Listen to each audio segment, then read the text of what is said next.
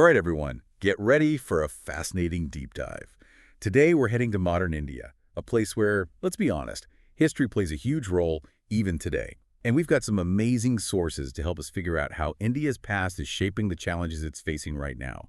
We'll be looking at political reforms, how the media is making an impact, economic disparities, and even how India is tackling environmental sustainability. All of this within the context of India's overall journey. You know, what really stands out to me about this deep dive is how it's not just about getting where India is today, but also understanding how things that happened ages ago, like centuries ago, still have a say in the policy debates and societal shifts happening right Yeah, now. kind of like solving a puzzle, but some of the pieces are from a completely different puzzle, right? Correct. To get the full picture today, we've got to trace back how India ended up here. Exactly. And you know where this journey begins? Way back in the 1700s with the British East India Company. Now, you might think they were just a trading company, but they actually became a major governing force in India, and that set the scene for a lot of the complexities we see today. Okay, so how did a company that was all about trade end up ruling a massive subcontinent? Well, it was a gradual process, but a key figure comes into play in 1772, Warren Hastings. He was the first Governor General of Bengal, and his job was to bring order to a pretty chaotic political situation. And you know what? He basically laid the foundation for British rule, which lasted for centuries. I was looking at the sources, and it seems like Hastings faced a ton of opposition.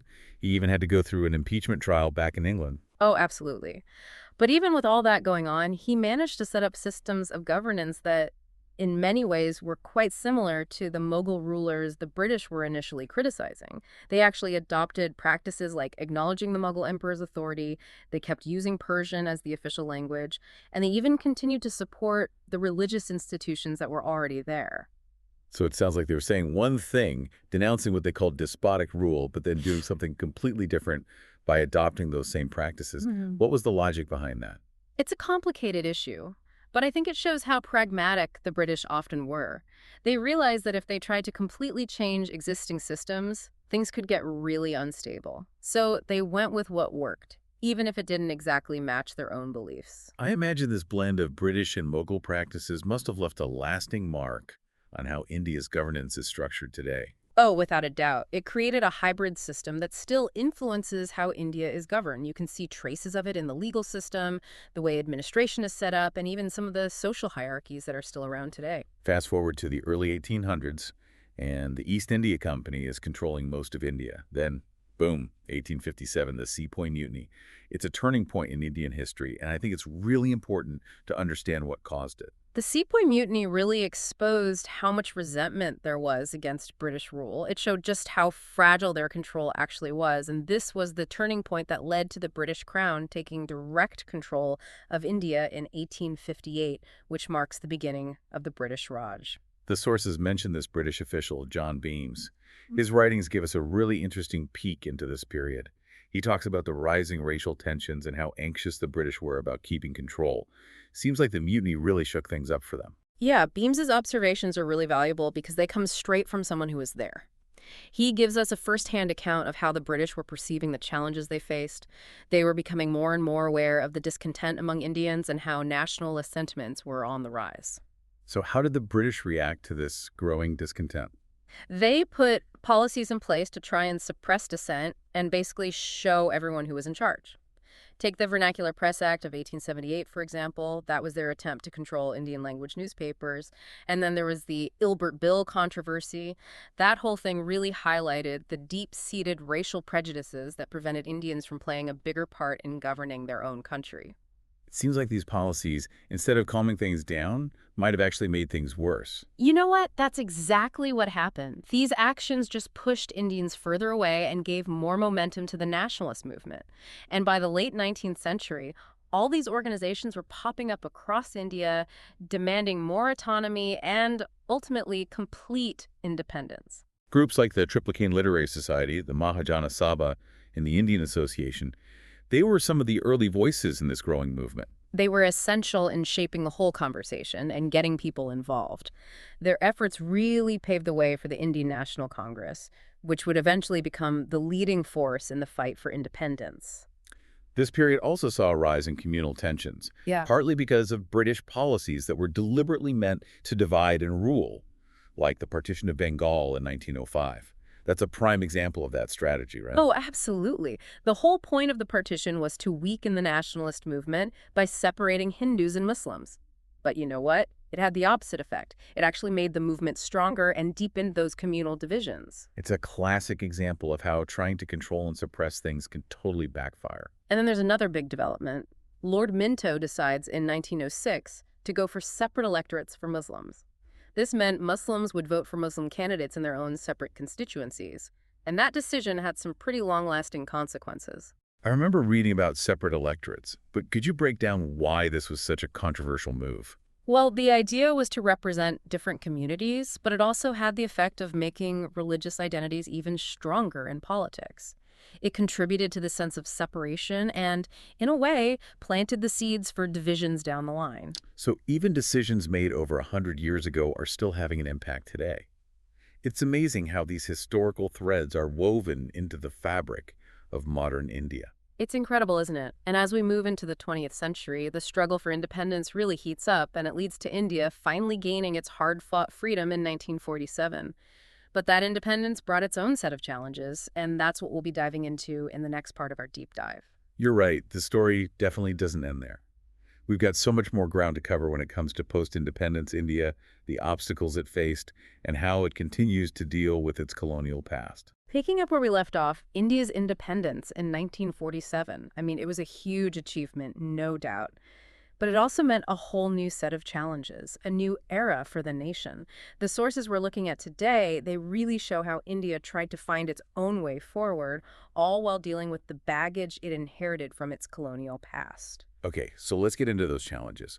What were some of the biggest issues India had to face right after independence? Well, economic development was definitely at the top of the list. You have to remember, India was mainly an agricultural society back then, and poverty was widespread. Industrialization was limited. So to tackle this, they launched the Green Revolution in the 1960s.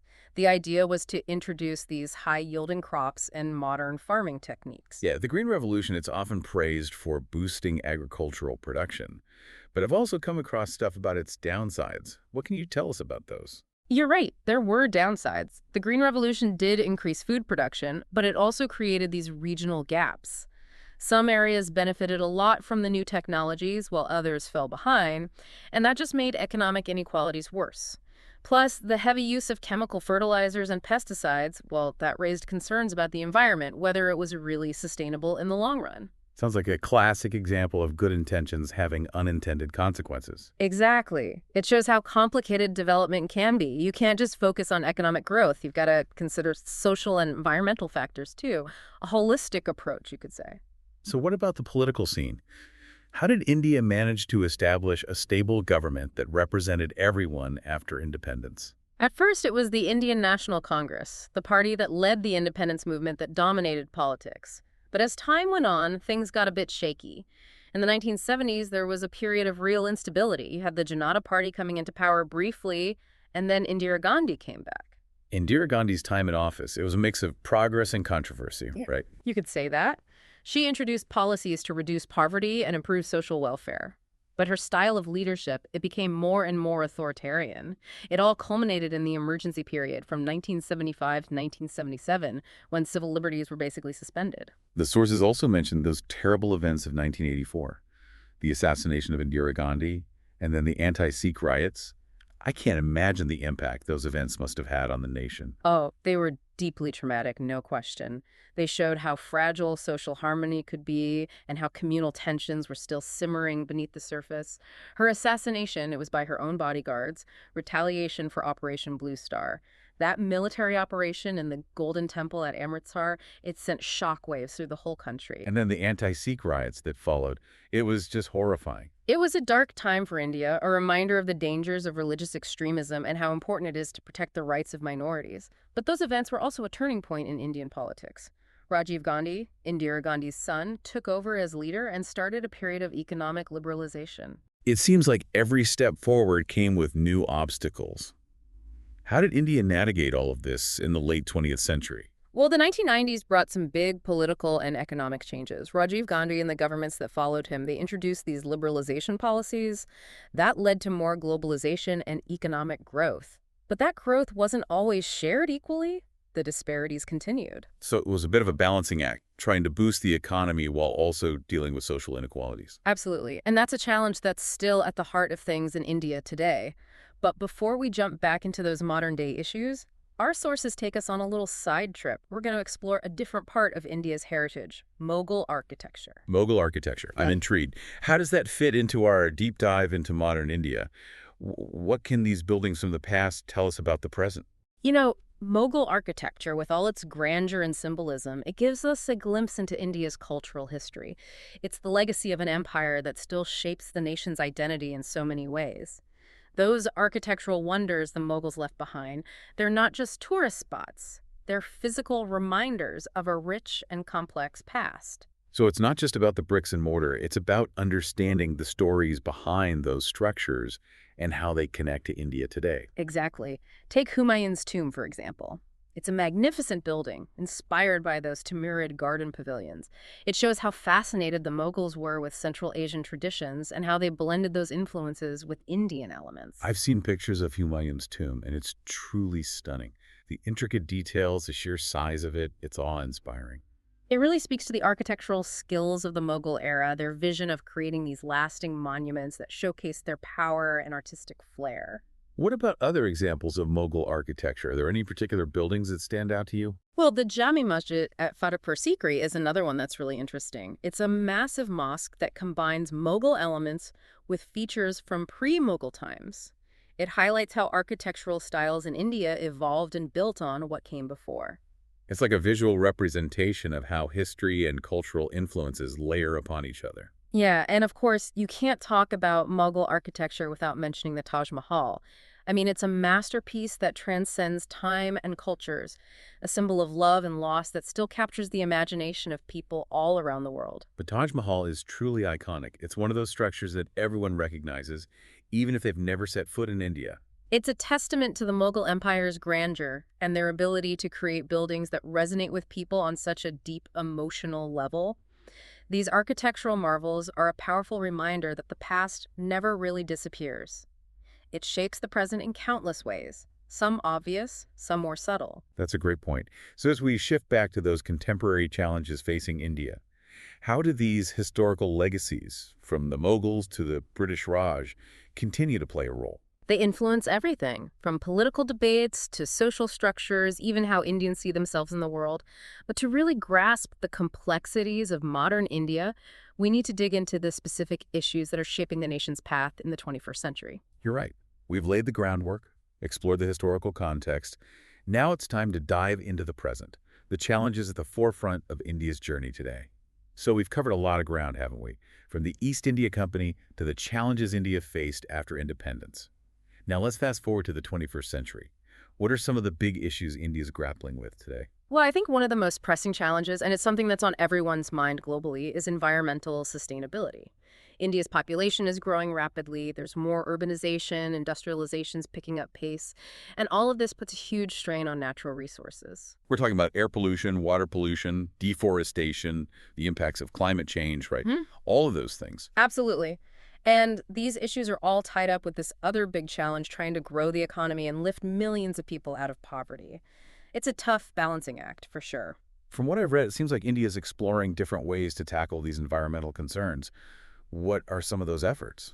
Well, India is investing quite a bit in renewable energy sources like solar and wind power.